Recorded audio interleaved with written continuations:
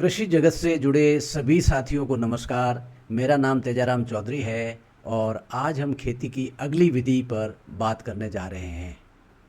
ये व्याख्यान श्रृंखला सिर्फ खेती ज्ञान बढ़ाने के लिए है, सबसे उत्तम खेती प्रणाली सेलेक्ट करने के लिए है। अगली प्रणाली जिसको हम ले रहे हैं, आज हम एक ऐसी पद्धति के बारे में बात करेंगे जो जैविक खेती से भी एक कदम आगे है।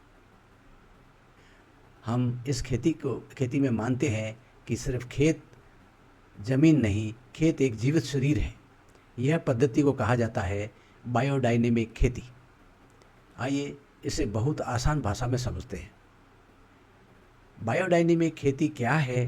बायोडायनेमिक खेती की शुरुआत 20वीं सदी में रुडोल्फ स्टाइनर ने की थी। इस खेती में मिट्टी, पौधे, पशु और किसान, इन सभी को एक ही जीव का हिस्सा माना जाता है। इसे इंसान का शरीर अलग अलग अंगों से मिलकर बनता है, वैसे ही खेत भी तभी स्वस्थ रहता है जब सब कुछ संतुलन में हो।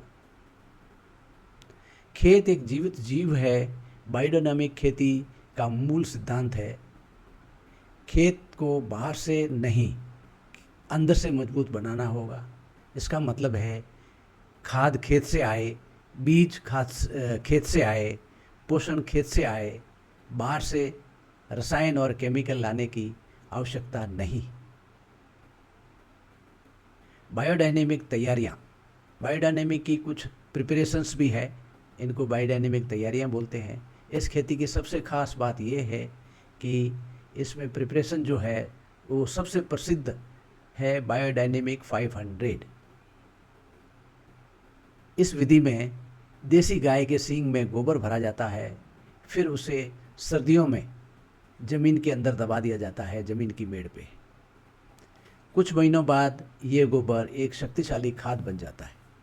इससे पानी में घोलकर खेत में डाला जा सकता है, छिड़का जा सकता है।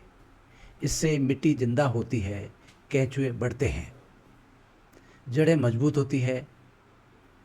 जड़ी बूटियों का प्रयोग बायोडायनेमिक खेती में कुछ खास जड़ी बूटियों का उपयोग किया जाता है, जैसे गांदना हुआ, सिही पर्णी हुआ, बबूना हुआ।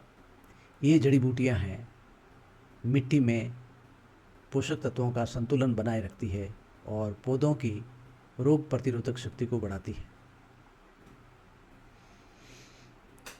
चंद्रमा देखकर खेती करना, इस खेती की एक और विशेषता है कि ये चंद्रमा के कैलेंडर के ऊपर चलती है और इसमें ये विश्वास किया जाता है कि चांद की चाल के हिसाब से फसलों को बोया जाए।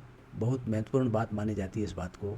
बुआई और कटाई भी एक विशेष कैलेंडर देख के की जाती है। मान्यता है कि जड़ वाली फसलें, जैसे ज़मीन के अंदर होने वाली गाजर, मूली, चुकंदर, आलू, शलजम, अदरक, हल्दी, प्याज एट्सेट्रा, जिसमें ज़मीन के नीचे उगने वाला हिस्सा खाने के काम आता है, वे घटते चांद में बोई जाए, यानी कि कृष्ण पक्ष में बोई जाए। और फल वाली फसलें, जैसे अनाज की फसलों के साथ में जिनको उगाया जा सकता है, बड़े पेड़ों के साथ में उगाया जा सकता है, बीच में उगाया जा सकता है, जो कि एक दूसरे को सपोर्ट करते हैं, वो है लौकी, ककड़ी, करेला, तोरई, भिंडी, टमाटर, बैंगन, मिर्ची। ये सब बेल वाली सब्जियां भी हो सकती है जो पेड़ों के साथ में ऊपर चढ़ जाती है। और इनको बोने का समय जो है चांद में, बढ़ते चांद में, यानी कि कृष्ण शुक्ल पक्ष में बोया जाता है। इससे माना जाता है कि फसल की गुणवत्ता बढ़ती है और जीवन शक्ति बढ़ती है, उसमें जीवनदायी जो शक्ति होती है फलों में वो बढ़ती है। बायोडायनेमिक में पशुओं की भूमिका विशेष है। बायोडायनेमिक खेती में पशु खेती का दिल होते हैं। पशुओं का गोबर सबसे अच्छी खाद बनाता है, इसलिए पशुओं के साथ प्राकृतिक और नैतिक व्यवहार किया जाता है। बायोडायनेमिक खेती में मिट्टी और जैव विविधता बढ़ाई जाती है।